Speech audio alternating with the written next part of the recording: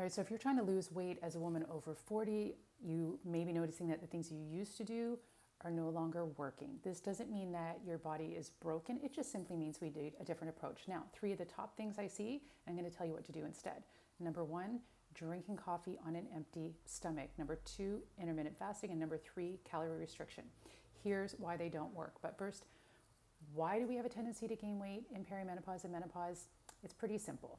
With perimenopause, we start to experience a decrease in progesterone and estrogen. With that, and that makes us less resilient to stress. And with that, we experience an increase in cortisol with the stress hormone, which is a stress hormone. So this is not really the best combination. However, there's ways to work around it.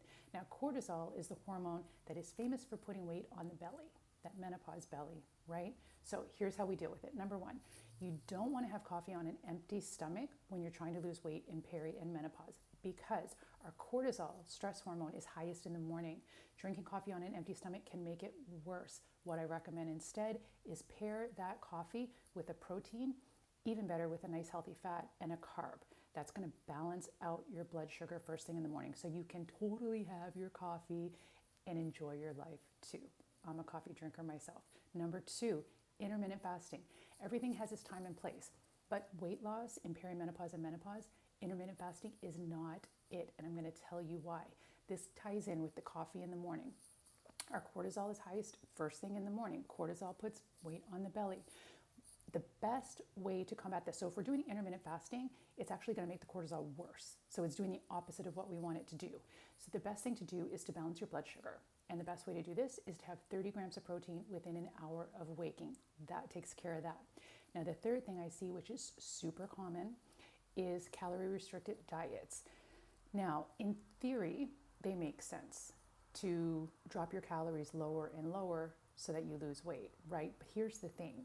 Calorie restricted diets are seen as a stressor to the body, especially if you're doing them repeatedly. And as we went over, our bodies are less resilient to stress. So this is creating a stress response in the body.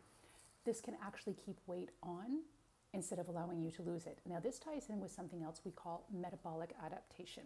What this means is our body's ability to burn calories will decrease to help us survive, to match the amount that we're eating. So it's a survival mechanism, which is great, not so great for weight loss. So your body will basically burn less and less to match what you're eating. So when you're dropping your calories and you're not losing weight and you're thinking you're broken and you're getting frustrated and thinking that weight gain is inevitable, that's why. But it's not inevitable. So instead of doing severe calorie restricted diets, what we want to do is we want to fuel and nourish our body properly, give it what it needs. So this means a combination of the right macronutrients, which are proteins, carbs, and fats, and of course, a lot of the right micronutrients, which are your vitamins and minerals. So weight loss in perimenopause, it's not inevitable to gain weight. I promise you that. It just requires a different approach. And the great thing is, the beauty of it is you can probably eat more than you're eating now if you're doing severe restriction and still lose weight and have more energy and have a good time doing it.